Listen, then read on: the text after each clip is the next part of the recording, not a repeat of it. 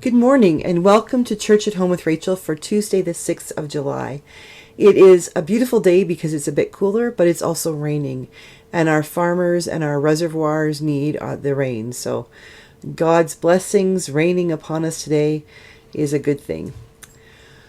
Today I'd like to talk a little bit about the importance of unsung heroes, but also being a little less self-centered in the way that we look at our lives as Christians, as people, and acknowledging the fact that we aren't sort of alone in our own little worlds. I was reading this morning from one of my devotionals, Coffee with God by Sarah Arthur, and it was just an interesting little thing I'd like to share with you right now.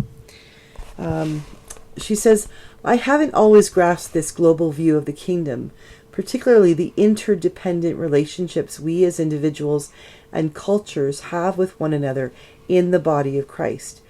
I suppose all people are guilty of an ethnocentric view of the world, but Anglo-American society seems especially guilty of this, and the church isn't exempt. As much as we'd like to claim we have a heart for the nations and promote things like missions and evangelism, unfortunately, this impulse is often eclipsed by our desire to feel comfortable on this planet by making everyone else look and sound just like us, as if Jesus spoke English. A news alert for you folks, Jesus didn't speak English. I got thinking about this because being aware of things, of the many different roles that we play in our lives. I've been talking a little bit about being a settler and recognizing my white privilege and trying to come to terms with what does that mean. It's not a new thing, but it's a new thought or new perspective for me. So I'm trying to figure out how do I sound? How do I come off to others? It's not just about relationships with our Indigenous,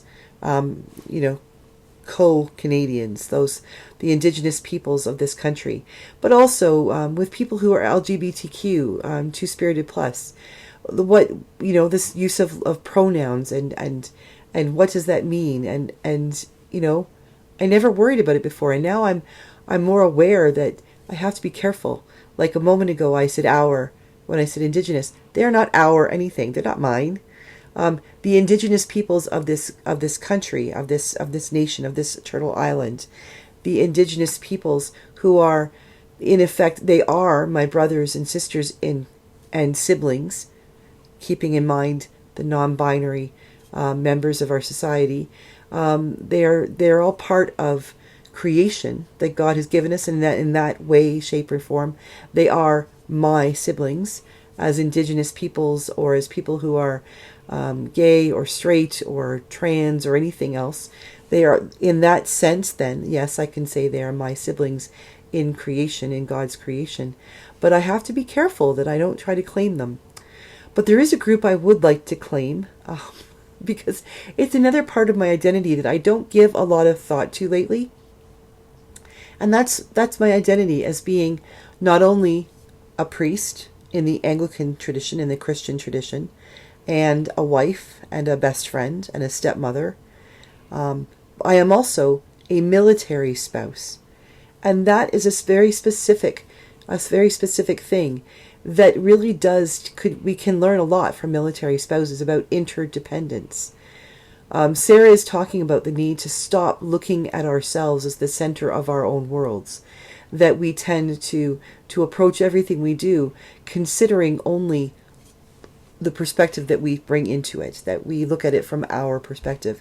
And the last couple of months, the last year, that has been sort of blown out of the water for us as Canadians, that we truly do need to stop thinking only from our own perspective. It's the place we begin, but it cannot be the place we stop thinking about the world. We look from our perspective, and then we have to broaden our horizons. We have to also recognize that we are interdependent. We are not completely independent. We cannot do everything on our own. We have to rely on and trust in others, and from whatever perspective they bring.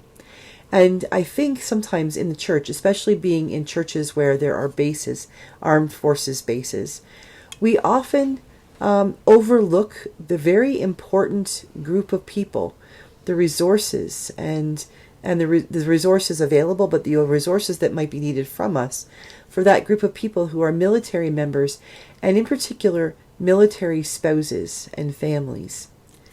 I am thinking of this today because I have a military spouse in my congregation, and she is at the end of her life, and she has so many stories to tell that she could tell about being married in the military and raising her children and watching her children become military members and being so proud of them for the work that they do. The work that they do on behalf of their country, but the work they do because they are good and faithful people. The way they take their Christianity into their work, and the way that this woman honors and celebrates her children, her grandchildren, and in particular her husband, who died many years ago, but who is still the love of her life. Often I think when we look at our lives, we see those people who are important to us because of what they contribute to our lives.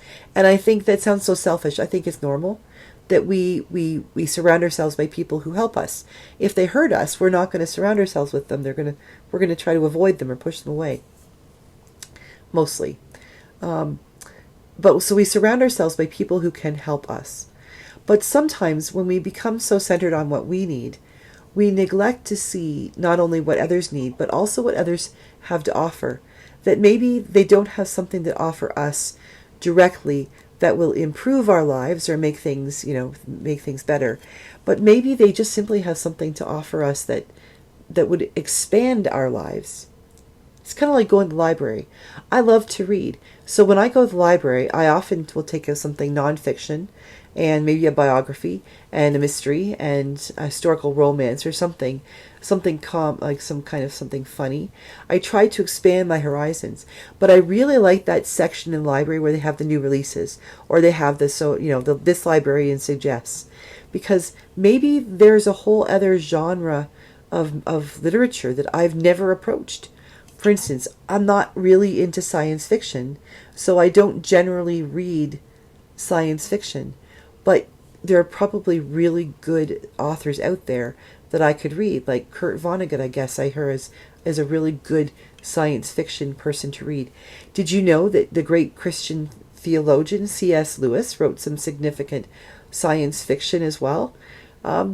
We just need to expand our horizons. And one of the gifts of living in or around a Canadian Forces base is that our communities are filled with people who have experiences that are not from here. Growing up, I spent a lot of time in small towns. We moved around a lot, and we were always sort of from away. But there was a real sense that there was a history, and there was a sense of who we are, and we are an independent community because we rely on each other as a small town. But a lot of small towns support Canadian Forces bases in Canada, and of course American bases in the States. And those small towns are interdependent with the bases. Like, for instance, Angus in Ontario is right next door to Borden, Camp CFB Borden, Canadian Forces Base Borden. And Borden has thousands of people that go into Angus to buy their food. They use the banks. They go to the restaurants. They check out they go to the drugstore there. They use the video rental store, things like that.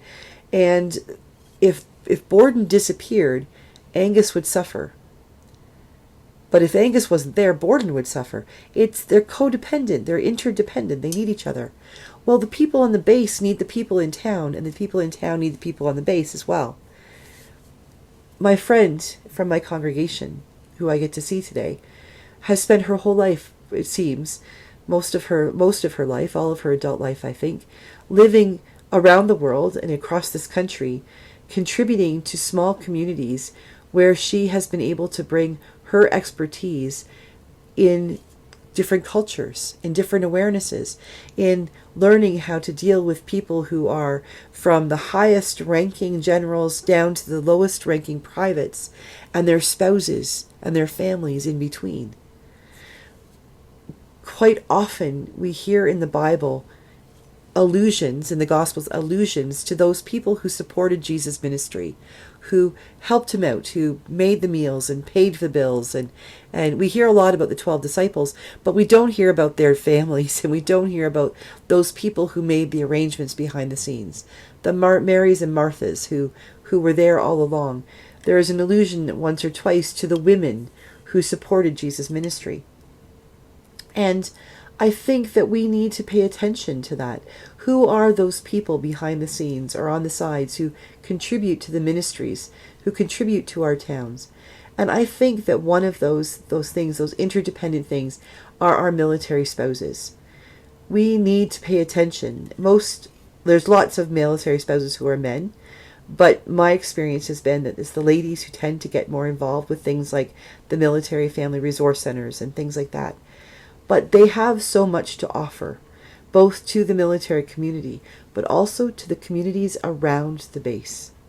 In our churches, in our grocery stores, in the places where they work, in the places where they shop, where they volunteer, in the splash park where they take their kids.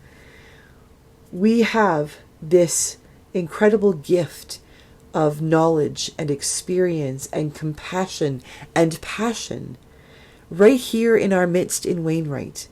Right in the midst of Halifax or Borden or Edmonton or wherever it is you are watching from that has close to you a Canadian Forces base of some way, shape, or form. I invite you to pay attention to those folks, and especially if they're in your congregation, because too often we overlook them because they're only here for a little while. But they're only here for a little while. Wisdom can widen our perspectives and give us so much more to think about. They can remind us that there is more to this world than Wainwright. There's more to this world than Angus. There is more to this world than what we see.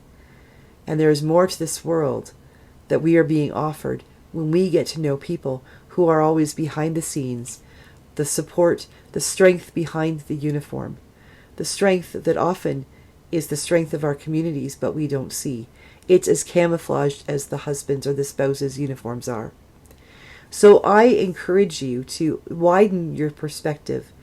Seek out ways that you can seek out military members or spouses in particular. And even if you don't live in a military town, through Facebook and things like this, you can reach out and find out the wisdom of these folks. There's lots on the web that you can look up, books you can read and blogs you can read and videos you can watch.